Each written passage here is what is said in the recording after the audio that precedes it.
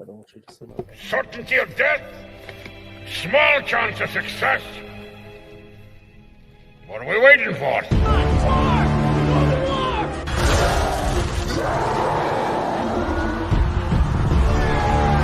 Fellas, I feel this is my lucky day.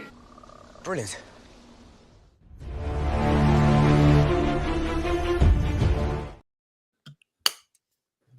Hey, and welcome to another episode of Rankum. Today is going to be a fun topic. We're talking about top 12 movies that feature a werewolf. And that can go in many different ways. But I've got the panel I've got here is I've got Chad with me. Chad, how's it going? Hey, it's going great. I there's not a ton of werewolf movies that I have seen or gravitate towards, but I did watch some for this, and I do have some that I had already seen. So I'm hoping to see, where we all line up with this kind of thing, because it's a very interesting subject. Yeah. And also I've got Kiri. Kiri, how's it going? Going well. Excited to talk about werewolves. There aren't actually like a crazy ton of werewolf movies, like unlike some things like vampires and zombies. So I think this will be interesting. And last but not least, because we can't really have it without him, we've got Michael Wolfman here. Wolf, how's it going? Going good. Yeah, you can't have a werewolf conversation without the Wolfman. So, one of my favorite subgenres of horror, obviously. I'm super excited to just take a deep dive into the werewolf genre, and even those that may be other genres that have werewolves in them. So, yeah. Yeah, and it's one of those ones like I didn't make a lot of conditions for this, but like the main condition I had, like there had to be a werewolf in the movie.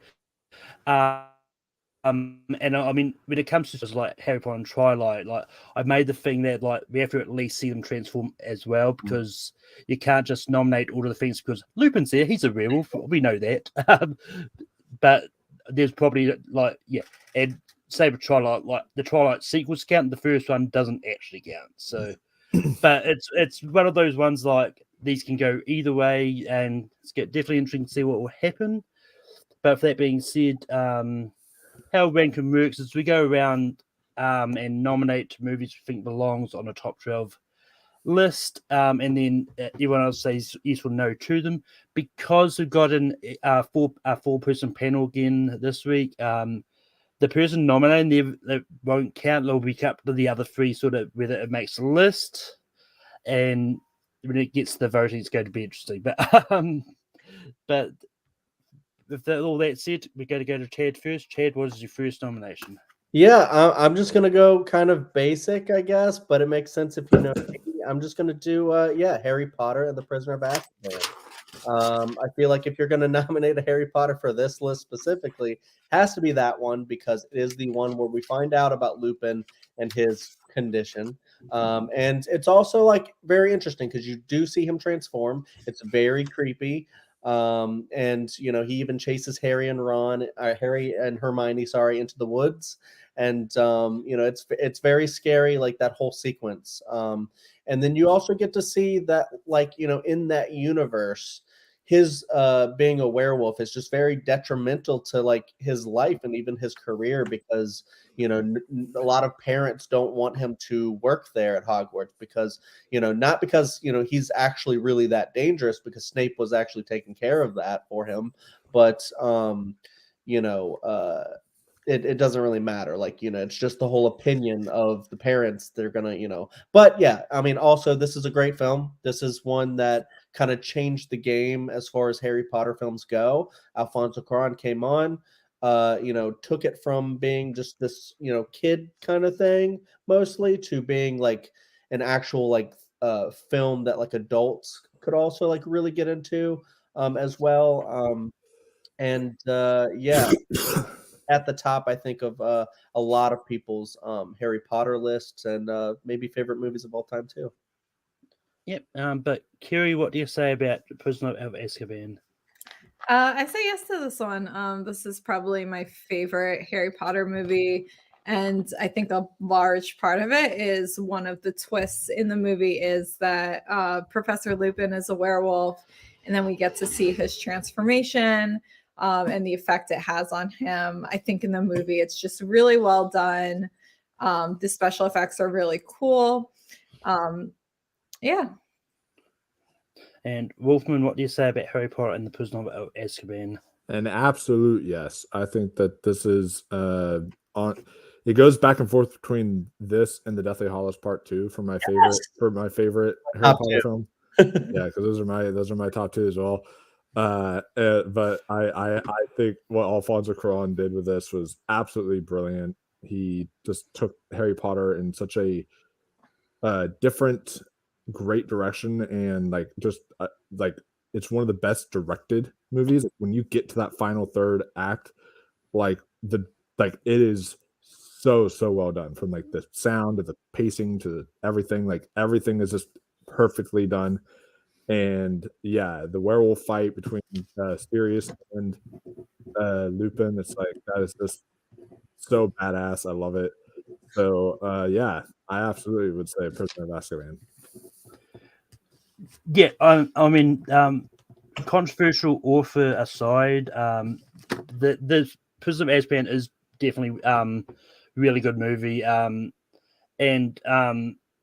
it's definitely the one which kind of highlights the werewolf aspect a little really good in this as well, because I think the actual werewolf thing is trying into the plot as well, and it just works perfectly. Like, and also the other Harry Potter one that I would have counted Deathly Hallows Part 2, but that's a more brief werewolf appearance because you only see it sort of killing Lavender. So I think Prisoner of Azkaban, if you're going to have one Harry Potter on each in this list, Prisoner of Azkaban is the one that needs to be there. So it's an easy yes for me. So Prisoner of Azkaban makes the list, and we move over to Kiri. Okay. So the first one I'll nominate is Joe Dante's The Howling. It's just like a classic 80s. I think it's 80s, early 80s werewolf film. I think it, Dee Wallace goes to this. I think it's like a rehab center, and it turns out that folks are werewolves there, and just the transformations are really, really cool in this movie. Like the special effects are awesome, and just one of the most enjoyable werewolf movies. It spawned a bunch of sequels, I know, but I think this first one is just really well done and really fun. Wolfman, what do you say about The Howling? Well, what do you think? I just recently picked up the 4K nice collector's edition of The Howling. Yeah, this is one of my favorite werewolf movies. I love it. The transformation scene in this is like, it's up there. I mean, obviously, and I assume we'll get to it eventually in the stream. Obviously, American Werewolf in London is like the iconic werewolf transformation, but this is like right up there with it, because it is like horrifying. It's everything you're like, when you think of a werewolf transformation, you almost want to get squirmish because of the way the like body changes, and it's like a body horror kind of like look to it, and they do that really, really well. And The Howling, Joe Dante did an excellent job directing this film. I think it's the performances, everyone here does a really good job. So yeah, The Howling for me is absolutely a must on this list. Yeah, I literally started watching that today, about halfway through at this point in time. What I've seen of it, I've really enjoyed. And yeah, and I mean, if we're nominating movies based on cool subtitles, I think The Howling 2, Your Sister's a Werewolf is probably one of the coolest subtitles. We're talking about the first Howling, but even though I've only seen half of it, I'm still giving it a yes, because what I've seen, I really enjoyed. Chad, what do you say about The Howling? Yeah, this one I did see with Carrie at one point. I remember liking it. I don't remember like a ton from it, but I would like to revisit it. But I do remember the werewolf changing sequence is really great, really cool, and probably very disgusting too, like Wolfman was saying. Yeah, there is another 80s movie that Wolfman actually brought up that I like a little more, but this one I do think is still iconic. It's mentioned in Scream, so there you go. So I'd say yes. And with that, the Howling makes the list, and we move over to Wolfman. So, one thing about me, my favorite werewolf movie of all time is something different. It's something different that a lot of people wouldn't have maybe as their favorite, but it still has a big fan base. Obviously, as a ginger as well, it is the great movie Ginger Snaps. This film to me is just excellent. I think the chemistry between the sisters, like, it's funny at one point and it's so emotional and heartbreaking in other parts. Like, I'm not going to spoil it for those who haven't seen it, but like, man, it gets really tight. It tugs at all the strings. And I like how they use the werewolf transformation to like make it a metaphor for puberty and kind of growing up, and how that has an effect on like you when you're trying to get into adolescence. And they do a really, really good job with it. And Catherine Isabel is great in this, as well as the actress who plays her sister, which is Emily Perkins. Yeah, they both are excellent in this film. And it's also one of my favorite like Halloween films to put on, because it also takes place around Halloween time. So you get all the like pumpkin lights and all that fun stuff that you get. So yeah, for me, Ginger Snaps is a must. I watch it almost every year. It's fantastic film. But yeah, talking about movies that I'd watched for the first time in preparation for this, Ginger Snaps is another one, because it's one that came up on the list. Like, that's one that's probably going to come up. I've heard a lot about it, so I was like, I'm going to try and find it and watch it. But so I did find it, and I actually really loved it. Like, eventually I'll get on to watching the 2 sequels. I don't know if those qualities are any good, but I'm going to I want to finish off the trilogy anyway. But yeah, this is just incredible, and just the way they did tie it into puberty, like Wolfman said, and it's just one of those ones that really works. So it's an easy yes for Ginger Snaps. Chad, what you say about Ginger Snaps? We're about halfway through this one, and I'm really glad Wolfman brought it up, because I was really digging it. I don't know why I hadn't checked it out before now, but I was watching it for this because I was like, this is one that I just been meaning to get around to, and I finally was. And I'm glad I did, because I found out that Emily Perkins is in it, and she plays Becky Rosen on Supernatural, so I knew where she was coming from. I knew her face, and so I was like, oh, she's the crazy girl who's obsessed with Sam Winchester in Supernatural. And now, I wouldn't say she's crazy in this, but she's like kind of like that gothic, like, other kid who's like just kind of like not, like all the preppy kids or whatever, they'll sit over on the side and stuff like that. And yeah, it was really interesting, like how they start to get like, the periods, and then it's like this, it's kind of like a demon thing to them. They're like, oh no, it's starting. And then it does kind of like transition into a whole like werewolf like kind of thing, which is really cool. And the only thing that I don't love about it so far, so like trigger warning if you don't love like animal abuse, there's a lot of like dog stuff in it that I don't love, but it doesn't look 100% real, so I'm fine with it. But like,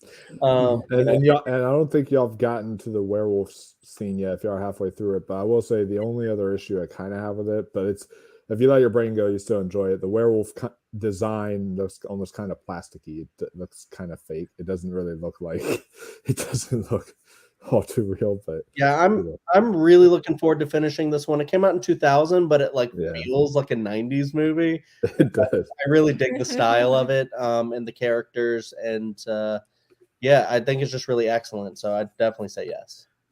Yeah, I say yes as well. I think this is like a must on this list. Yeah, like I think like you guys are saying, the chemistry between the 2 sisters is really fantastic. Like the metaphor for puberty, it's something like unique that I think we don't typically get that in a werewolf movie, right? Like it's just really cool. It's a cool concept, and I think it's pulled off really well. But with that, Ginger Snaps is also making this list. And moving on from my next pick, this one is a relatively recent movie, but it's one that I saw for the first time in preparation for this. It came out in 2021, and it's based on a video game. It's Werewolves Within. And like this is one that I went in, not even knowing it was based on the video games. I started watching it. Then after, so like I do with most movies, I open up the Wikipedia page and read about it. I was like, until based on a video game. I was like, I would not have thought. Like, and it's an actually pretty good video game movie too. But yeah, this is one that I really found really dug, and I think it's a really interesting movie. Just from the poster, I thought it was going to be this whole knitted type animated movie, but I was pleasantly surprised that it wasn't. But Chad, have you seen Werewolves Within? Yeah, we actually watched this one today, and I was looking forward to it because I knew it was like a horror comedy. I love Sam Richardson from Tim Robinson show on Netflix. He's a very great like comedic actor, and he is also very funny in this. I love how this is really funny. You get your main character is like kind of new to the town, so he's getting introduced to everybody. That's how you get like your exposition and stuff like that is done really, really well. And then it leads into like this big mystery of, is there like stuff's happening? Is there a werewolf? If so, who is it? What's going on?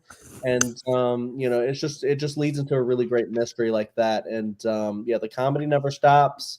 You'll see a bunch of people that you go, I know that person from somewhere, and then you'll be looking up Google, like where's that person from?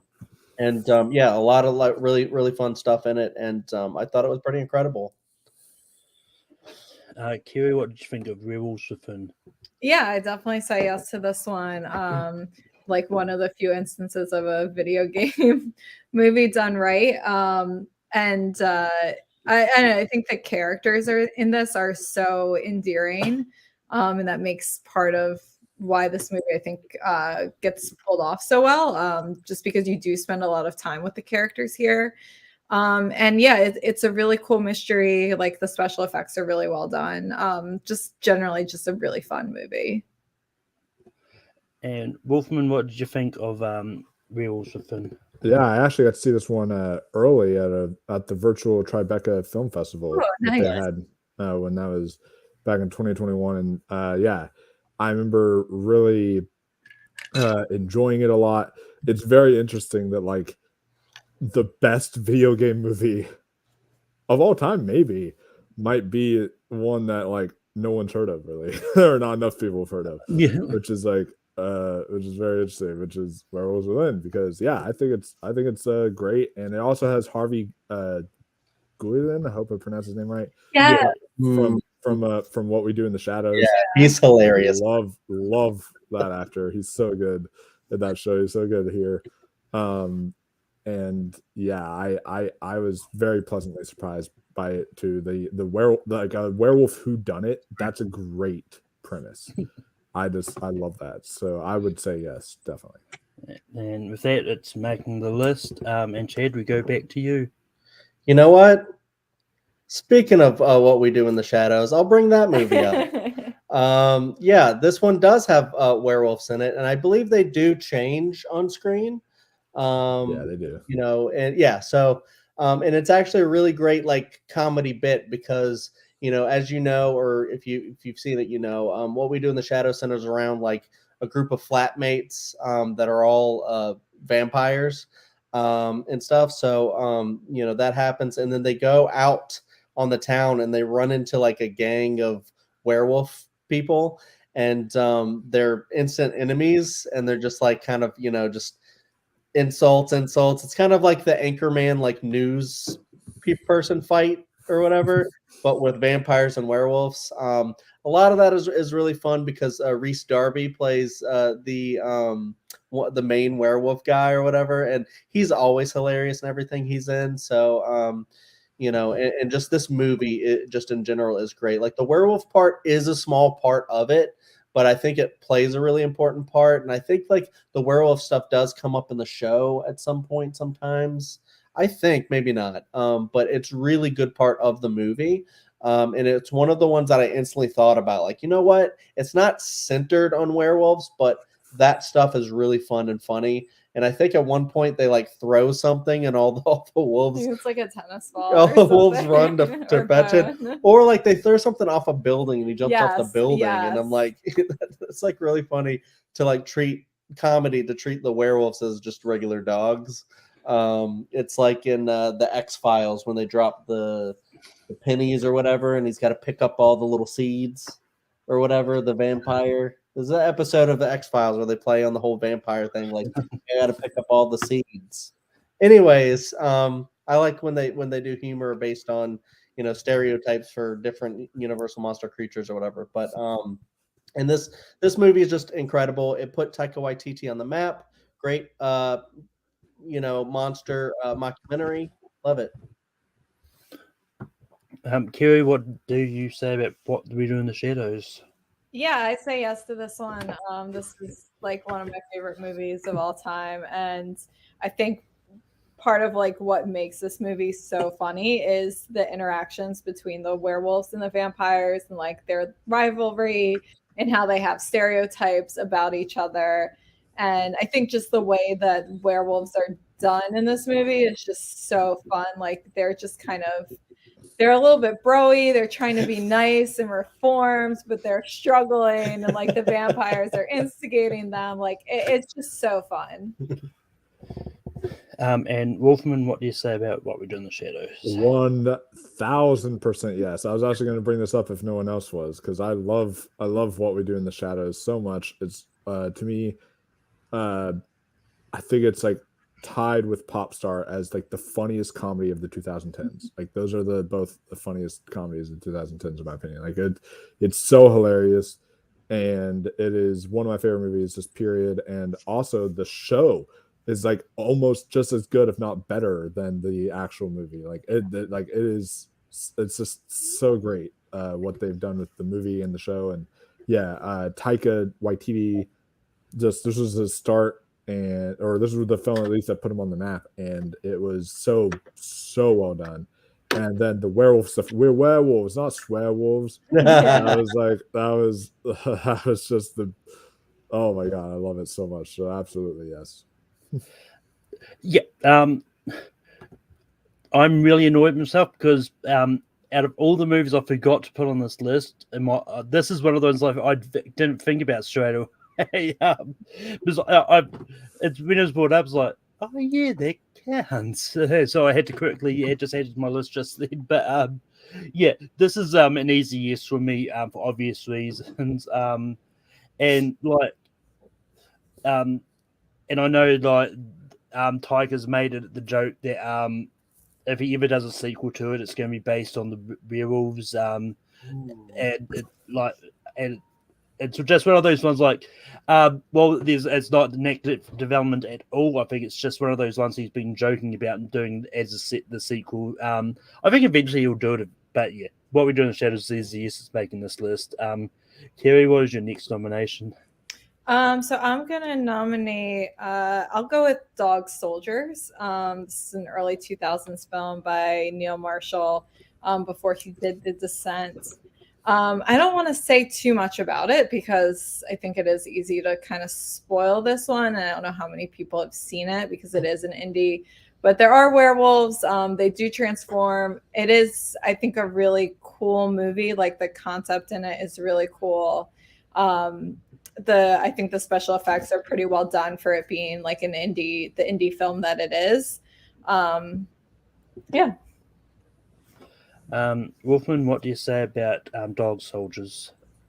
Love it. I would absolutely say yes to Dog Soldiers. I think that this film really put Neil Marshall on the map. I mean, I know The Descent is his most popular film, but I feel like this is like the one that really he put it out and people were like, whoa, who is this guy? Like, he's really good. And Descent was like just an even next step forward for him. But I really enjoy it. And I think as far as a top 12 list, I think it would be deserving on a top 12 list. So I'd say yes.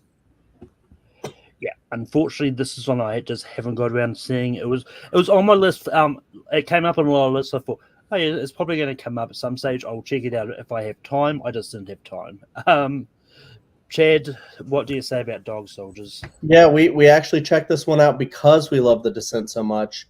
And I don't remember too much from it. I've seen The Descent more, but I would love to check this out again because I think Neil Marshall is a pretty dope director when he's not trying to make Hellboy, I guess. So if he can continue making films like this, I think it could be he can continue being like a pretty dope director. It's kind of like a werewolf like war film kind of. It's very interesting. Yes, for sure.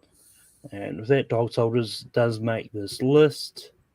And with that, Wolfman, we go back to you for your next nomination. So I don't think a top 12 list would be complete without the film that really kicked off the werewolf genre in general, and that is 1941's The Wolfman, starring Lon Chaney Jr. Such a iconic, great film. Maybe my favorite of the Universal monster movies. It goes back and forth between like that and Invisible Man, but it might be my favorite of the Universal monster movies. I think it's great. Lon Chaney, like the makeup job, even today, still you watch it and you're like, wow, that's still really, really good.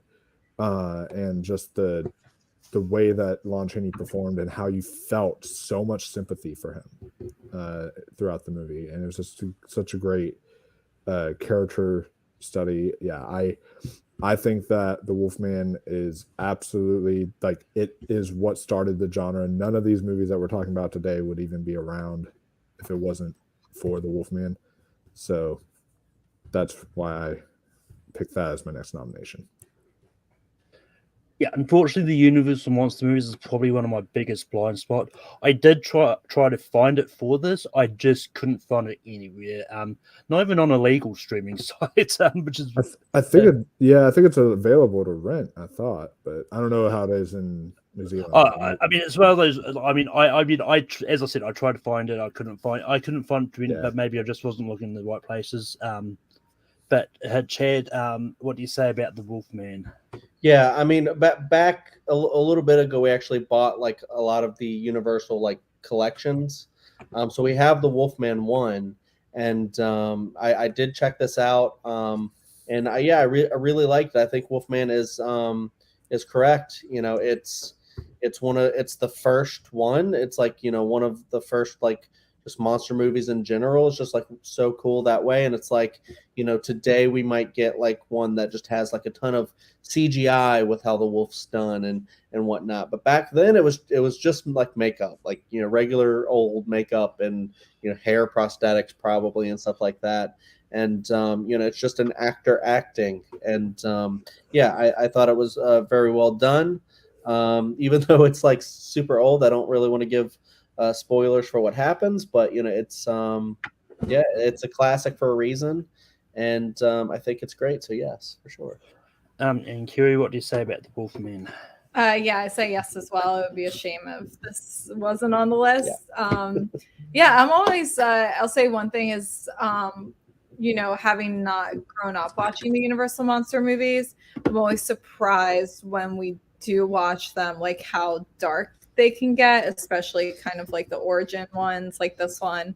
But just overall, it's so well done, and it's amazing just to go back and watch this one, and it's still just such a classic. Yeah, but with that, The Wolfman does still make this list. And with that, I'm going to go for another movie that's probably will be incomplete if it's not here, and that's An American Werewolf in London. This is another one that I actually watched for this because this is a movie that I've heard a lot about and was always meant to get around to watching, just been really busy with other stuff. But so I was really glad that this one, so I could get a chance to finally watch it. But yeah, I mean, this is one of those ones that is definitely really interesting and crazy at times as well, especially like in the theater he talks to his dead victims. It's just one of those ones that I think just works really well. And And yes, but Chad, what do you say about American Werewolf in London? Definitely agree. I really, really, really love this movie. It's John Landis knocked it out of the park. It has some of the best transformation you'll ever see in a movie. I think it's probably maybe the best. Like, when people talk about this movie, they do talk about that part because it like takes its time and does it, and it's so creepy and weird. But yeah, it's not just that. It's not just the transformation. There's an actual really great story in it, and I think you fall in love with the character. And I do love that like movie theater scene Malcolm referred to, because I think that's pretty incredible. I love it. Kerry, what do you say about American Werewolf in London? Yes, of course. Absolutely adore this movie. And just one of the best werewolf movies. Yes, it does have to be on the list. Oh yeah. It would have been crazy if it didn't. I love David Naughton and Griffin Dunn in this film. Like, and not to mention that the werewolf makeup and transformation is so incredible in this movie. Griffin Dunn's makeup in this movie as his friend slowly decaying is just so incredibly well done as well. I love the setting of the movie, like just how it starts out at the pub and like in the like mountainous area. It's just so cool. I just this movie definitely obviously deserves to be on the list. And I think the big name is Rick Baker for the makeup. Right? Yes. Yeah. And Wolfman, what do you say about American Werewolf in London?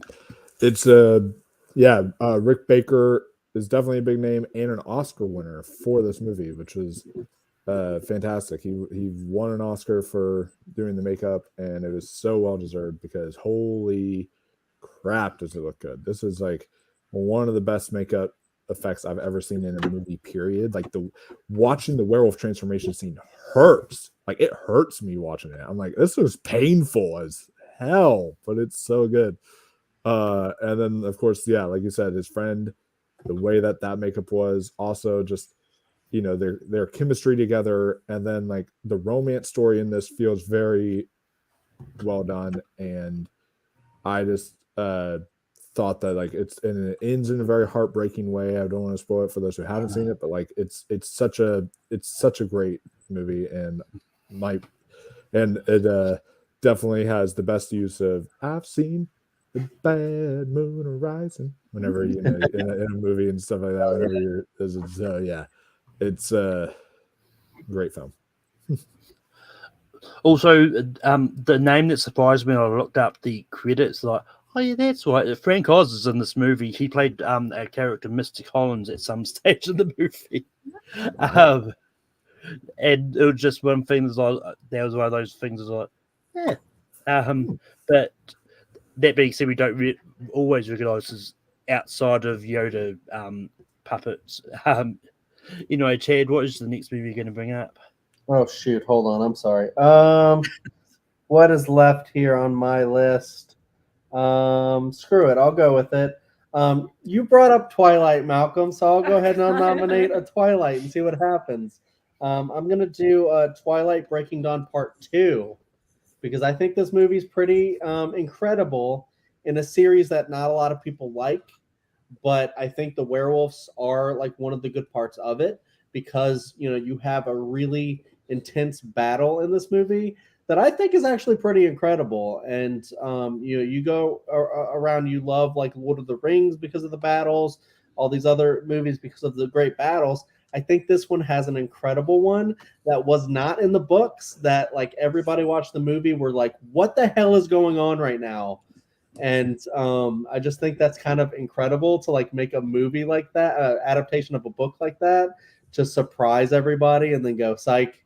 But yeah, the werewolves are definitely a big part of the battle. I think Renesmee actually rides one of the wolves. Jacob. She rides on Jacob's back. He's a werewolf, so he transforms. She rides him. It's. I think it's great. So I want to see how this goes. Carrie? It's not one I was gonna bring up, but I will say of all the Twilight movies, this is the one I would put on this list. So I guess I will say yes. Yeah, I do think like this is like just the best of the Twilight movies, just because it is so like batshit crazy and it's really just fun to watch. The werewolves are interesting in this whole series. They're a little bit different because they can like they're in a pack and they can like read each other's minds, and like I guess they have zero privacy ever, and they do this weird imprinting thing. I don't know. It's very odd, and but I do think I guess it did bring like werewolves and vampires to like a different generation, and like It kind of repopularized it, and they're all kind of like a little culture of like Native American werewolves. It's kind of cool. yeah. So I'll say yes, because I do think of all the Twilight films, this one I think is the most fun. Wolfman, what do you say about Twilight Breaking Dawn Part 2? What does Wolfman say? Whew. So I'm of two minds here. Part of me is like thinking, do I want to have a Twilight movie on this list? But then another part of me is saying, if we have Harry Potter on here, I feel like you have to have at least a Twilight film on a top 12 list, because the werewolf part is so prominent and it is such a big part of the story. And you did mention the best of the films. Like when you get to the big battle sequence, you're almost wondering like how this movie is PG-13, because it gets dark and very gruesome, and you're like, oh wow, okay, this is a definite shock. And yeah, all the other ones I wouldn't say yes to, but I think for this one in particular, I might be able to say a mild yes. So I will. That's still a yes, but I will. So I'll still push it through to being on the list. But yeah. Yeah. So Twilight Breaking Dawn Part 2 is going to make the list regardless of what I say. And yeah, it honestly wouldn't have been the one I would have gone with personally. Like the Twilight movies are a goodie pleasure for me. I do actually enjoy all of them. For me, I probably would have gone New Moon, just because I think that highlights the werewolf aspect a little better. Because that's when Bella first finds out about Jacob being werewolf and all that, and Jacob just really doesn't want Bella to see him in all transformed and all that. But I've got no issues with a Twilight making this list. So yeah, I'm going to say yes regardless. And with that, we move over to Kiri. Okay, I'm trying to think where I want to go here. Yes. It's fucked up. That happens. It's fucked up. Yeah, I remember though, back in the day, when I went to first go see the first Twilight movie, it wasn't even my intention to go see it. My sister, she was going to go with some of her girlfriends, and apparently they couldn't make it.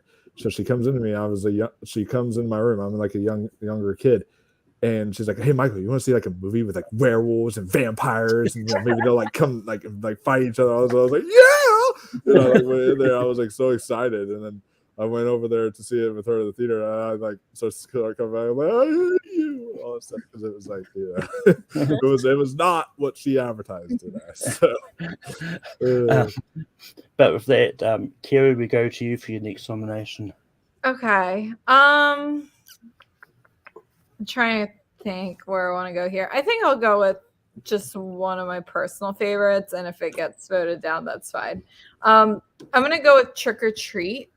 I didn't even think of that. Oh my God, you're right. Oh wow. Because there is one of the segments and stories in this film involves vampires, and I think I don't know. I don't really want to spoil it. I don't know who hasn't seen Trick or Treat by now, but it is a twist like where the vampires come into play in this film.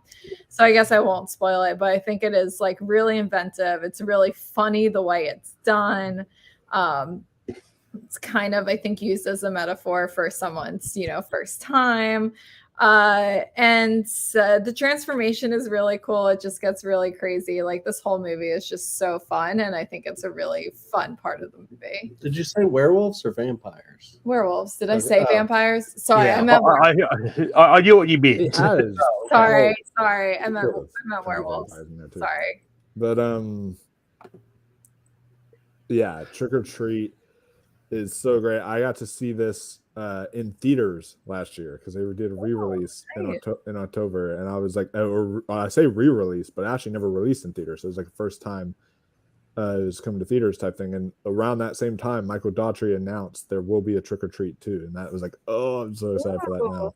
And so like I'm really excited for him to finally work on that. But yeah, this is, I know everyone's like, every year they always watch, Halloween or one of the Halloween films, or they will, watch some other film that takes place around that time. For me, my go-to Halloween film every year, like on Halloween night, is Trick or Treat. It just has that feel, that just Halloween like atmosphere to it that just puts you right into the season. And so I always watch it every Halloween night. And yeah, the werewolf scene in this is just iconic, one of the best scenes ever. And Anna Paquin like kills it in that scene. She's so good. And they all do. And yeah, I think that it is absolutely worthy of being on this. I didn't even think of it until you brought it up. It's just like what we do in the shadows. Until you brought it up, I was like, oh wow, yeah, that's so true. It has like one of the best werewolf scenes in history. So I would absolutely say yes for Trick or Treat. Yeah, this was one that came up on the list. Like I had to double check just to be sure how much of it is, but it's one whole segment. So I mean, yeah. Unfortunately, I haven't seen it. So this is another one that's like, yeah, it's on this list. It may or may not come up just because it's an anthology. So it was actually low on my must watch for this. But I kind of wish I saw it now because it's one I've heard so much about and I really want to see now. But Chad, what do you say about Trick or Treat? Yeah, it's strange because I feel like not too long ago I had never really heard of this one, and then in the past few years, it has also been a go-to for us. It's like not like my number one Halloween film, that's Halloween, but like it's like right there in like the top 5 of like maybe even top 3. Usually it's if we have time for a third movie on Halloween night, we watch this one, or we try to watch it on the 30th. We generally watch it every year. Yeah, though. It is one that we really love as an anthology film because there's not like a ton that are just like this good, and I think this may be the best one. I just love all of the different segments and how they all plan together. They're very creepy. So it's like if you want to go there, like to a really, really creepy like anthology where there's like child murder and stuff like that. It's like really crazy. There's also a lot of humor in it though too. Yeah, I mean it's not dark and depressing or anything like that. It's funny. The Sam is iconic. If you watch Trick or Treat, you'll know who Sam is. So I dressed up as Sam. I think a couple of years ago for Halloween. Did you have the lollipop? I had I actually made a lollipop out of foam. I cut it and painted it and all that stuff, and then awesome. And I used a motorcycle helmet and I attached the stuff on there with the little stuff, and I made it all from scratch. I had the orange outfit and everything. And because I was so tall, one person mentioned it. I said I'm a older pissed off Sam from the city. There you go. Because it was fun. Yeah, so if you haven't seen it, definitely a must. If you love horror, anthologies, Halloween, and werewolves. So there you go. Love it. Yes, for sure. I mean, it was always going to be a must because it's got a New Zealand actress in it. So, but that Trick or Treat does make this list, and Anna Paquin must have a thing for werewolves, though, because she's in True Blood as well. So, oh yeah. But Wolfman, we go back to you for your next nomination. Got 2 spots left. Ooh, 2 spots left. So it made it hard between 2 spots. One that I feel is kind of necessary to be on this list, but then one I also find to be a very underrated werewolf movie that like doesn't get appreciated enough. So I'm gonna swing for it, and I'm gonna try to do the underrated one to see if any of y'all mention the one that that is like the more popular film that might make it on this list or not. But the one I'm going to mention is one I saw like a couple years ago called Wolf, and this stars Jack Nicholson and Michelle Pfeiffer and James Spader and like Christopher Plummer, Richard Jenkins. Like the great cast is in this film. They're all just do such an excellent job. This was released in 1994. One of the most underrated werewolf movies. The design is very simplistic but very effective, and this is sort of a werewolf romance, if you will. And I think it's very well done. So for me, Wolf is one of the ones I am going to nominate. Yeah, unfortunately, I haven't seen this. I mean, it's one of those ones like with a cast of like Jack Nicholson, Michelle Pfeiffer, James Spader, Richard Jenkins, Christopher Plummer. You'd think it's a more well-known movie.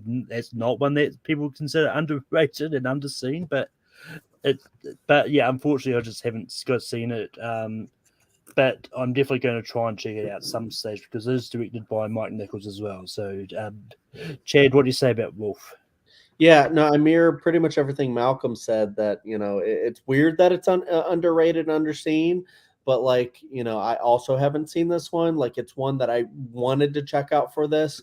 We got so busy watching like Sundance movies, and then like when I got around to actually trying to prep for this, I was like, it's like $4 to rent, which is not much, but I was like, I'd rather watch the ones that I can just watch for free. But I really also do want to check this one out, especially since Wolfman likes it. He knows werewolf movies. It's probably awesome. So there you go. Yes or no. Kiri, what are your thoughts on Wolf? Yeah, unfortunately, I'm in the same boat. When Chad and I were compiling a list of movies to watch for this was like near the top. But yeah, unfortunately, because it wasn't available as like part of a streaming service, and I don't even think it has a Blu-ray release. I think I looked on Amazon, and I think it was only DVD releases. It just made it like it kind of, if we had time, we would have definitely rented it, but unfortunately, we just didn't get to it.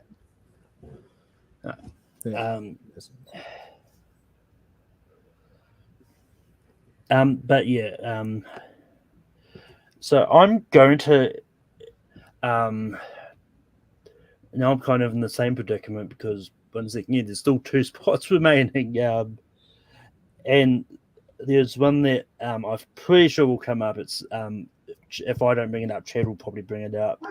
So I'm going to try for this because I think this also gets a bit of a bad rap because it's a remake, but I think it's a remake that is actually done pretty well. And I'm talking about 2010's The Wolfman, with Anthony Hopkins and Benicio del Toro. And look, this is one that I've heard a lot of mixed reviews on, but I think this gets the creep factor really well in it, and I think, like, as a remake goes, I think this is the one that is a worthy remake, and I think the real scenes are really terrifying in this, and I think it's legitimately a good movie. And I think Anthony Hopkins is really good in it. Benicio del Toro is good in it, and yeah. But Chad, what do you say about 2010's Wolfman? I mean, I keep forgetting this one exists, and I haven't seen it, unfortunately. So I want to, but I haven't seen it. Kiri, what do you say about 2010's Wolfman? Yeah, again, this was one that I had actually mentioned these to Chad. I was like, we need to watch the original Wolfman. We need to watch the one with Jack Nicholson, and we need to watch the one with Benicio del Toro. And unfortunately, we just didn't get to this one either, just in the time crunch. Yeah, unfortunately, Stephen, it did come up and it didn't make it because no one else had seen it, sadly. Yeah. But I brought it up, so yeah. Wolfman, what do you say about 2010's The Wolfman?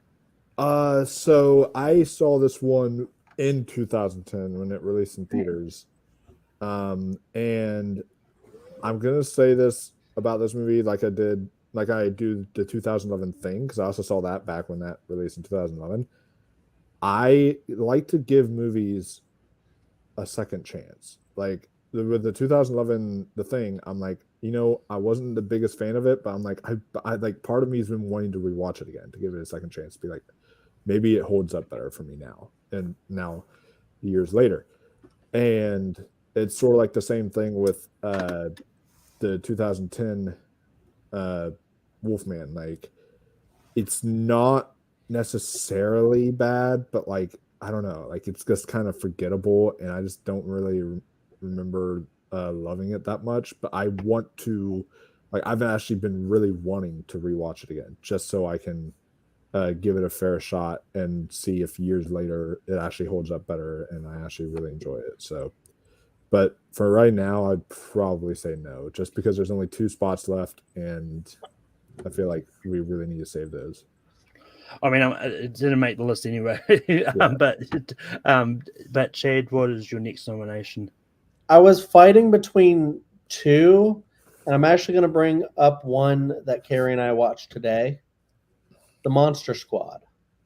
I think this one is pretty excellent, especially like, I don't know. I feel like if you're an 80s kid, you probably adored this one because it's about kids fighting monsters. They form a squad, and then they go around fighting like all of the universal monsters that like come to their town or whatever.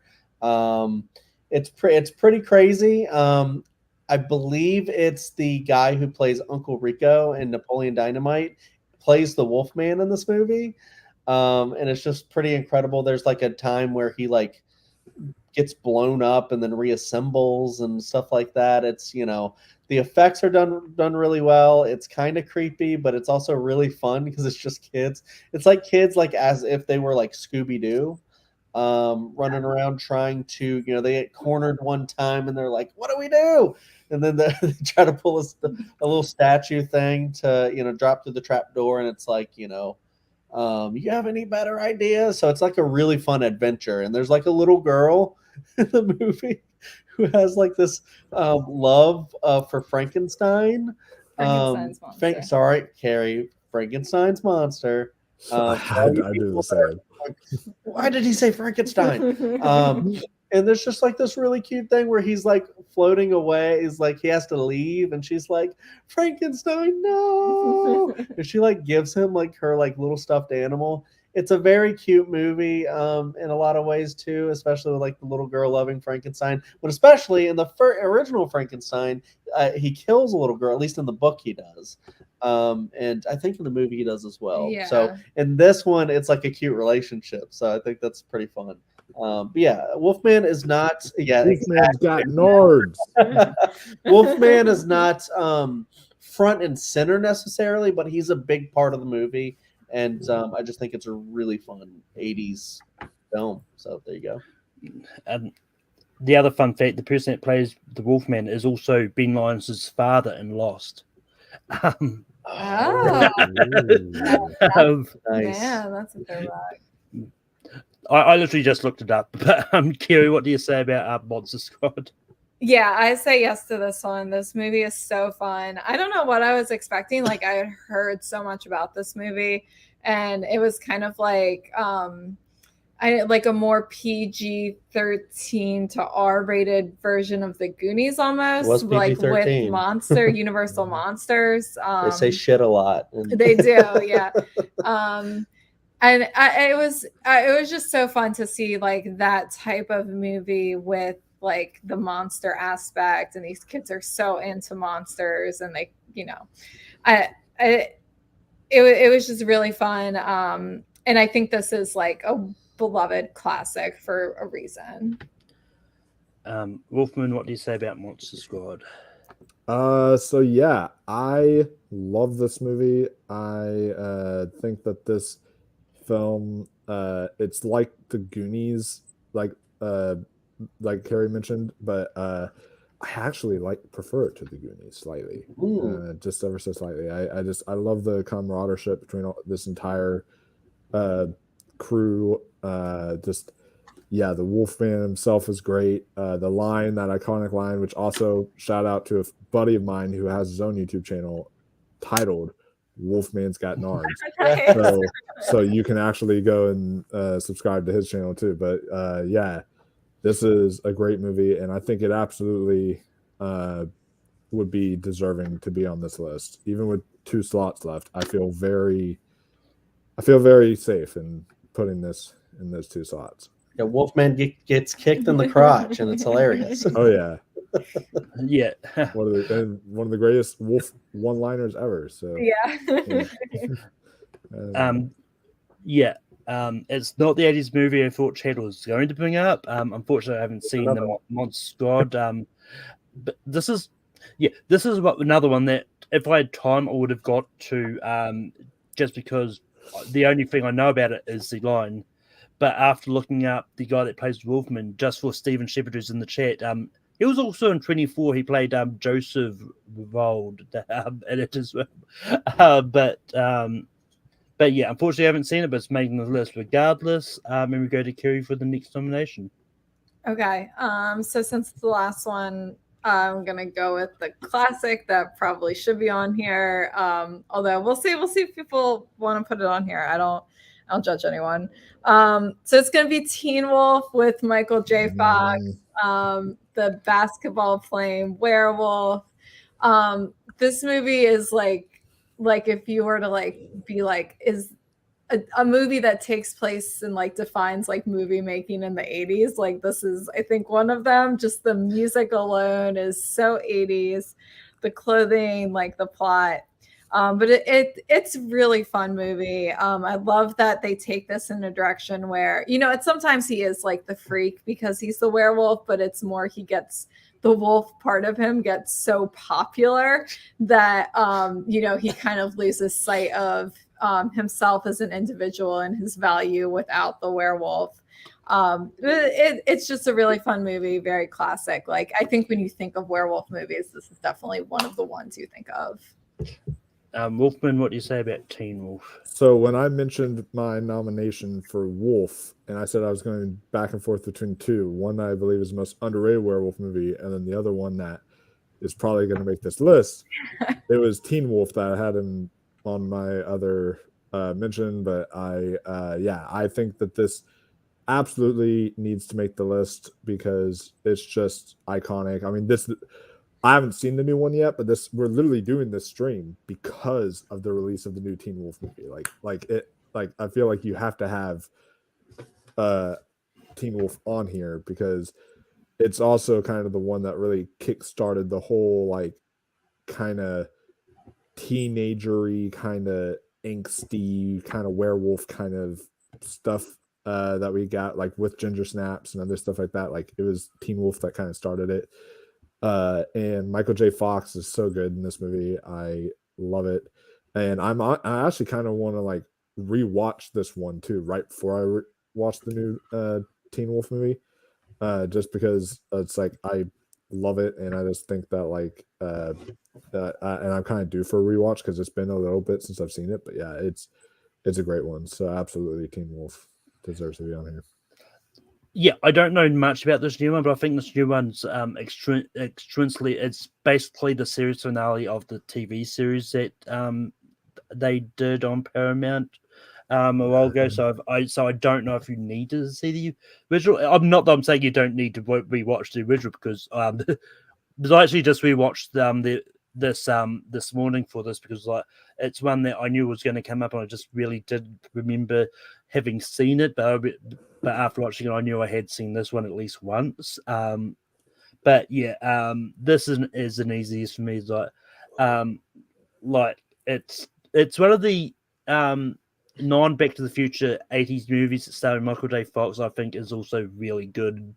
Probably, I think I don't know. I need to rewatch the Back to the Future movies, but I think I might like Teen Wolf a little bit more than Back to the Future. I know that's probably heresy, but but I mean, hey, I know I'm gonna get a lot of hate for saying I like Monster Squad more than the Goonies. So, I mean, I haven't seen Monster Squad, but I'm not a big fan of the Goonies either. But yeah, but it's also going to show how many good teen werewolf movies came in the 80s. But you got the Howling, American Werewolf in London. I know I'm forgetting one now that I had. Yeah, but anyway, it's a yes for me for Teen Wolf. Chad, what do you say about Teen Wolf? Yeah, it's great. 1985 was kind of the Michael J. Fox assance because that's when Teen Wolf and Back to the Future both came out, and yeah, it's pretty awesome. I love how he's just like a teenage kid, going to play basketball. He's not very good, and then he turns into a wolf, and he's incredible. And just those scenes are pretty great to watch. I used to watch this as a kid. It's very fun.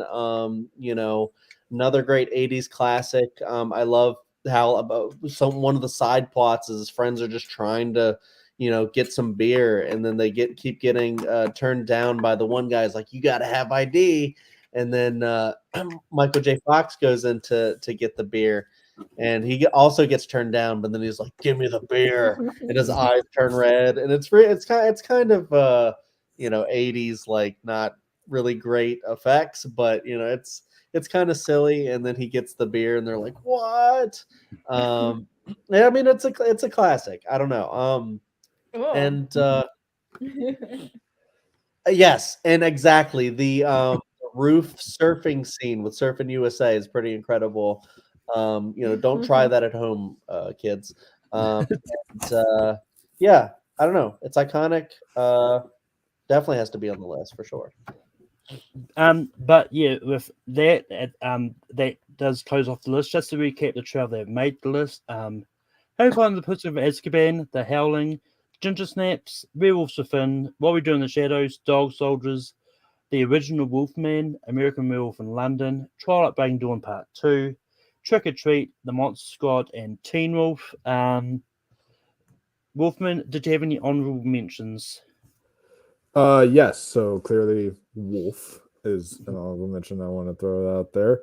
Also, this is one that is very nostalgic for me. I didn't bring it up. I was going to bring it up actually, but then I didn't because we already had like a Universal monster movie on here, and I kind of wanted to spread the love a bit as far as werewolf stuff. But Abbott and Costello Meet Frankenstein has such a special place in my heart. That movie, I watched it all the time as a kid. I still watch it a lot. Another one I think is very underrated is a 2015 film called Howl, which is like werewolves on a train. So if you guys are ever interested in like that, like a Train to Busan, but instead of zombies, you get werewolves. That's sort of a fun one to check out. And then another one that is really fun is Silver Bullet. I love Silver Bullet. That's like a 80s fun, cheesy kind of werewolf movie. And then Wolfen from 1981 is also a great one. So those would be my honorable mentions. Yeah, for me, I was almost going to sort of almost going to bring up Wallace and Gromit Curse of the Werewolf, because technically it's not a werewolf, but it's some and also in that same vein, the New Zealand horror comedy Black Sheep, where they turn into rare sheep, is another one but I didn't want to because, well, one, they probably get no because they're not really werewolves, and yeah. But I was almost going to bring up Werewolf by Night because I think it's like for a Marvel movie, and it's one of those ones like I'm using the feature length definition of movie here, which is anything over 40 minutes counts as a movie, even though, yeah. And that's why I would have counted Werewolf by Night. And I think it was a good sort of impersonation of those classic movies. Another one that I think wouldn't have made it on if I said it. Van Helsing, starring Hugh Jackman, I think is a lot of fun. Once again, Will was not really a big part of that, but there's a big thing in there. Another anthology movie that does have an real thing to it is Dr. Terror's House of Horrors. It's got a segment about werewolves in there as well. I think it's good. And I probably would have brought up one of the Underworld movies if we were really scraping the barrel. But yeah, those were low. But Ted, any honorable mentions for you? Yeah, I like that Wolfman brought up Silver Bullet because it's like a Stephen King adaptation. I haven't seen it in a long time, but I do want to recheck that out. But for my honorable mentions, yeah, Werewolf by Night was one of them. I rewatched it very recently and enjoyed it a lot more the second time. Frankenstein Meets the Wolfman is one that we stopped as soon as you dropped the link, so we got to finish that one. I was pretty digging that movie as well. Another great classic Universal one. And then the last one. Yeah, the last one is one that I probably wouldn't have counted if I brought it up, but I still put it on my list because I was thinking about it, and then you reiterated like that you have to see a transformation, and this one may or may not have an actual werewolf in the movie. I don't want to say much about that because, but it's a great movie nonetheless. The Wolf of Snow Hollow.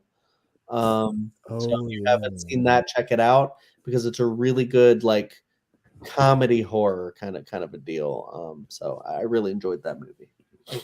And ones that have come up in the chat. And Kerry, what honorable mentions did you have? All of mine have actually been said, so we're good.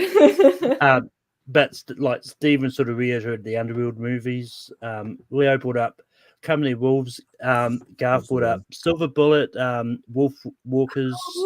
Forgot about Wolf Walkers. That would have totally made it. Yeah, that would have definitely. I forgot about that movie. Totally And Werewolves forgot Within that, yeah. did make the list, Garth. But yeah, Leo has mentioned Wolfen, and Cursed. Brian Nusbaum brought up Wolf in Hotel Transylvania, which I'm annoyed that I forgot all about. And also Scooby Doo and the Reluctant Werewolf. I haven't seen that one. But with that, now it's time for the fun part. We actually get to rank the list. I have a question about the ranking for this one. So are we ranking it based off the quality of the films or like how much, a werewolf is like prominent? And I will say, I mean, I'm not going to sort of make a judgment when it comes to the ranking. Just rank how you feel, and we'll see if other people agree. Like, it's just one of those ones. Like, when it comes to ranking these kind of things, like everyone's going to go their own way anyway. But yeah, okay.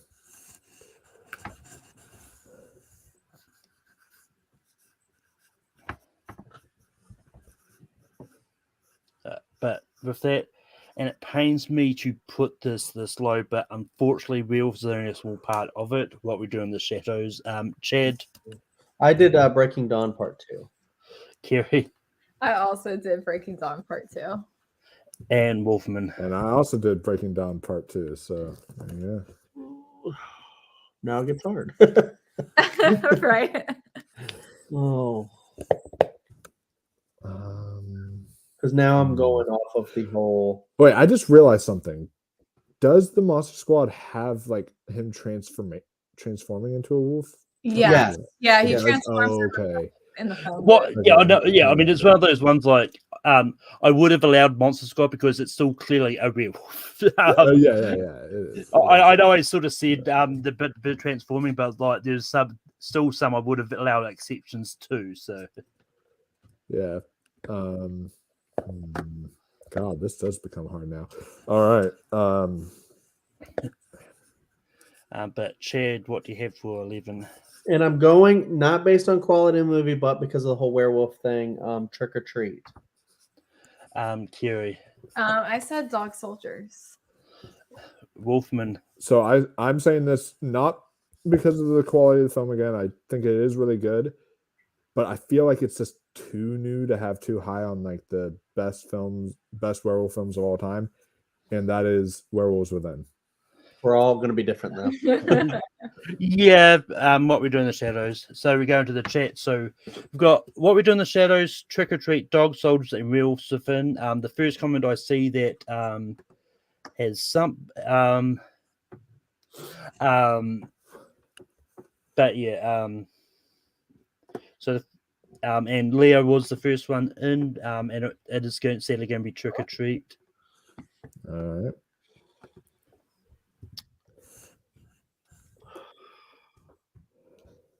Okay.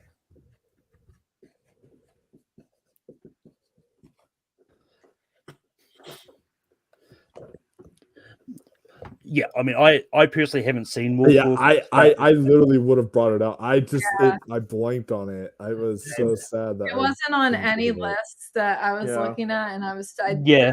go through my whole letterbox history on where. I mean, I think if I remember rightly, it's an Apple TV Plus one, so I might actually check it out after this. Yeah. But Kerry, what do you have for 10? Staying with Dog Soldiers.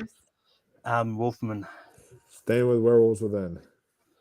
Sticking with what we do in the shadow. Who's I Chad? knew this was going to happen, so I also said Dog Soldiers. Okay. Hmm. So I guess that means Dog Soldiers is number 10 there, right? Because Yeah. 2 people. Yeah. Nice.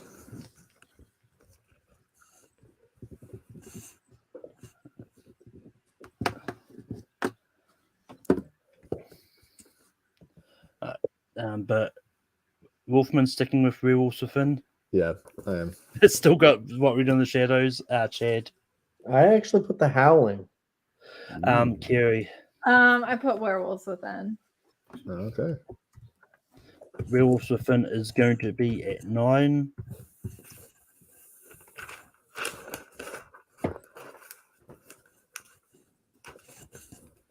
Hmm.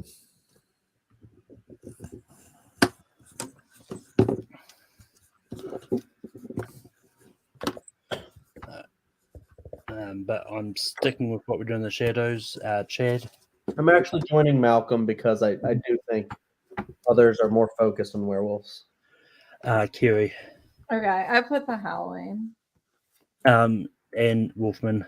I put Monster Squad, but now that I think of it, I think that what we do in the shadows is, but it's going to be what we do in the shadows anyways. Yeah. This was vampire ranking. What we do would be really high. Oh yeah. Yeah.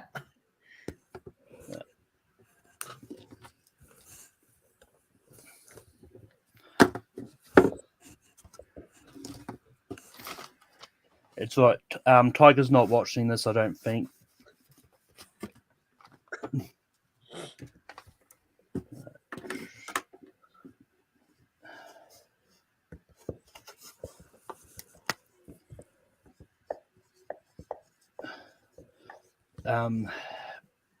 But I can't remember the word. So Chad, what do you have for 7? Yeah, I went back to The Howling. Kerry. I also said The Howling. Wolfman. I went to Monster Squad. So, This might be controversial, but I went Teen Wolf, but unfortunately the Howling is going to be 7. wow. Personally, I would have that maybe in the top 5 on this list, but Yeah, I mean, like as I said, I've only seen half of it, and I like that half, so I'm surprised that we've ended up this low. But with that, just to recap what we've got left, we've got Prisoner of Azkaban, Ginger Snaps, The Wolfman 41, American Werewolf in London, The Monster Squad, and Teen Wolf.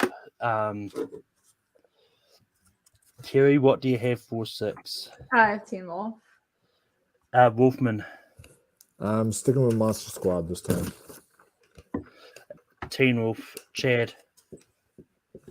It's furiously what. It's fine. Yeah, I just didn't have time to write it down. I was gonna change it to Teen Wolf, but yeah. Well, I mean that's fair. I mean, it's one of those ones like if you feel strongly about something, like there's no reason to change it. You never know when someone's going to agree with you.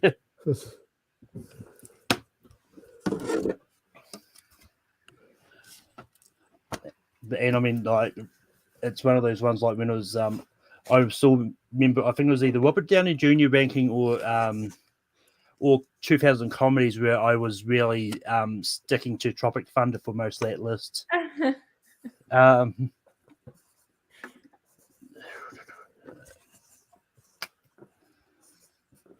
But Kerry, what do you have for 5? I put The Monster Squad. Wolfman.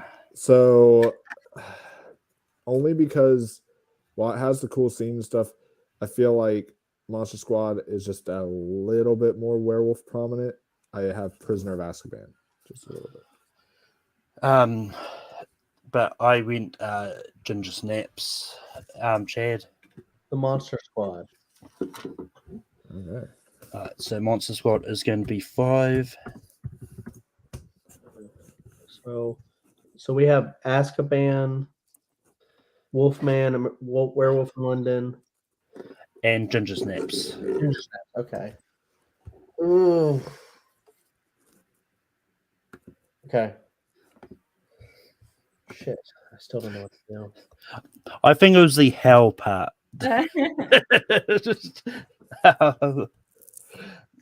But Wolfman, what do you have for 4? Just because I feel like the other ones are more iconic. When you think of like werewolf movies, you think, oh yeah, these have to be like top 3 conversation. Is the other 3? I'm sticking with Prisoner of Azkaban. I'm sticking with Ginger Snaps. Chad. You know me. I adore Harry Potter, but I do think Wolfman is right, and I'm glad it's top 4. Prisoner is fine. And Kerry. Yeah, same thing. Prisoner of Okay, Azkaban. cool. It's not Harry. Yeah, no. I agree with y'all. Yeah.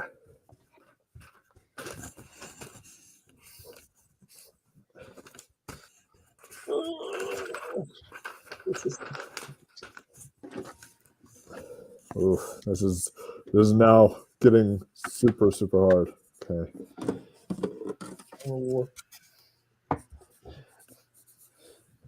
We've got we've got Ginger Snaps, The Wolfman 1941, and American Werewolf by London. But yeah, I'm sticking with Ginger Snaps. Chad. I would be happy for any of these 3 to be number 1, but I just want the Wolfman. I think I enjoy the other 2 more. Kerry. I had the exact same reason. Yeah. Okay. I said the Wolfman. Wolfman. And the Wolfman is saying the Wolfman. Oh. Yeah. No. But this time, instead of putting number 2, we're going straight to number 1. And it's going to be between American Werewolf in London and Ginger Snaps.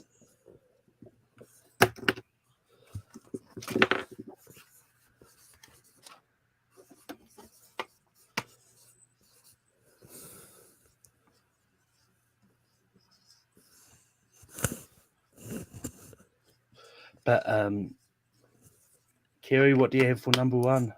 American Werewolf in London. Wolfman. Yeah, I spoiled it earlier when I was saying my number 1 werewolf movie is Ginger Snaps, but it is so. American Werewolf in London. Chad. Yeah, it's iconic. An American Werewolf in London. I guess that's like a strong number 2 for me. So yeah. But Ginger Snaps is going to be 2 on this list. nice. And if Wolfman ever goes to London, he will literally be an American Werewolf in London. This is so true. Oh my god! Now I need to travel to London just for that. And if I ever go to Paris, I'll be an American Werewolf in Paris. The bad remake.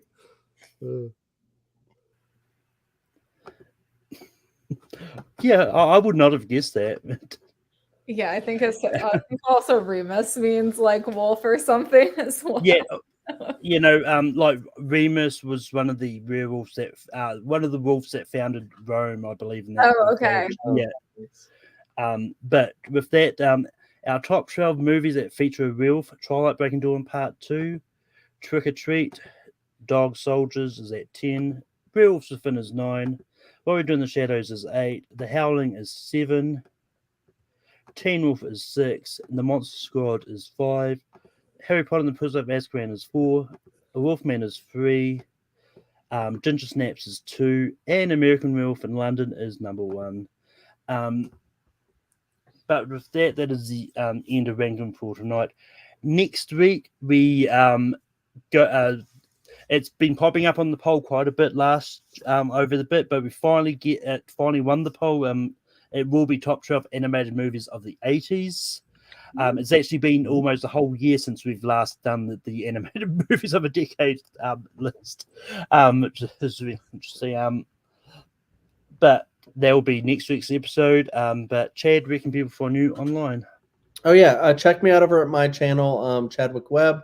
We rank stuff. A lot of times we did a big Disney ranking, Disney animation. So we ranked all 61 animated films. It took us 5.5 hours, and I basically just threw that on YouTube.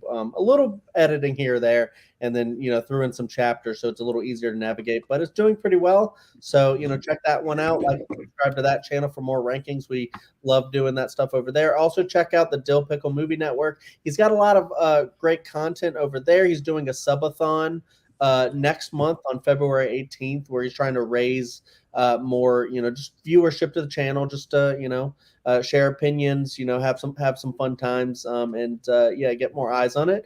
But also, I have a show there called Picture This, where we talk Oscars. So every single month we go through a year of the Oscars. We look at all the Best Picture nominees for that year, and we talk about them, rank them, and then we talk about actors and actresses from the year, the ceremony itself. Have a great time doing it. It's a very fun show. Please check that out. And we're in the middle of our Godfather series right now. This month it just dropped. We did 1972 for the first Godfather. Next month we're doing 1974 for Godfather Part 2. Taking a little bit of a break because it's Oscar season. In March we are doing 2022 movies. Excited for that. And then the month after that is my birth year, 1990, when Godfather Part 3 came out. So please check out that show. And thank you very much. This was fun. And Kiri, we can people find you online. Chad and I have a show with Hunter Chambliss called Welcome to Prime Time. It's on his YouTube channel, Nerd Entertainment Network. We talk about all things horror. Sometimes we do like little trivia games. So the one dropping on Wednesday should be, we kind of took different horror movies and tried to guess what their Rotten Tomatoes score was. And then Chad and I also talked about a couple of the horror movies that we saw at Sundance virtually. Then we have a ton of episodes, just everything from talking about new releases to covering classic movies or Buffy the Vampire Slayer. We do Buffy rankings. It's fun. And Wolfman, where can people find you online? I had no idea Sundance was going to be virtual again this year because I watched it virtually in 2021, and then in 2022 they did like a hybrid. I guess they did another hybrid this year, so I gotta hopefully they'll do it again in 2023. But yeah, you can find me on my YouTube channel, Mega Movies, where I do reviews. I do shows. Like I have a popular show on there, Awards Roundtable, that I will be doing this week, talking about the new Oscars nominations and stuff like that. And then also my Last of Us after show is continuing. I'm going to watch the new episode right after this, and then I'll be giving you guys the Last of Us episode 3 after show on tomorrow. And then we've got the show Hall of Heroes, where we talk all things superhero related stuff. So, and then also in February is a little thing that I like to do called February Scary, where we talk all things like do like horror movie reviews and stuff like that. So be on the lookout for that. And then also we just did a Bye Bye Man drinking game with Austin, and for January, and this month in February we're gonna do the My Bloody Valentine 3D drinking game. So that'll be a fun one you guys can look forward to. So all that great content and more. So yeah. Speaking of The Last of Us, rest in peace to Annie Rushing, who was the voice of Tess in the video game of The Last of Us. She was also on a bunch of other TV shows and stuff like Timeless, which is a very underrated show, which I really like, and all that. So thoughts praise to her. I was going to mention at the start, but then I forgot until Wolfman mentioned Last of Us. But you can find me on every Sunday for Rankum, as when we talk about when we're doing at Top Shop anime movies. of the 80s next week. Usually it's usually Sundays. We have Gone for the Win where we talk about Oscars, but this week it's going to be tomorrow. Chad and Dylan and Daniel Montgomery from Gold Derby are going to be guest stars on that, and we're going to be talking about the Oscar nominations. Also, you may have seen me drop a link to a form. We're doing the annual Gone for the Win awards again this year, so if you go to the form, put in what you think should have been nominated in each category. We decided not to do the shorts category because I don't think anyone really cares about the shorts. But in place of those, we put fun options like stunt ensemble, young actor and actress, and just ensemble in general. So go to that. I'm collating all the results, and it's already looking really interesting at the moment. And yeah, but with that, until next time, keep listening shit.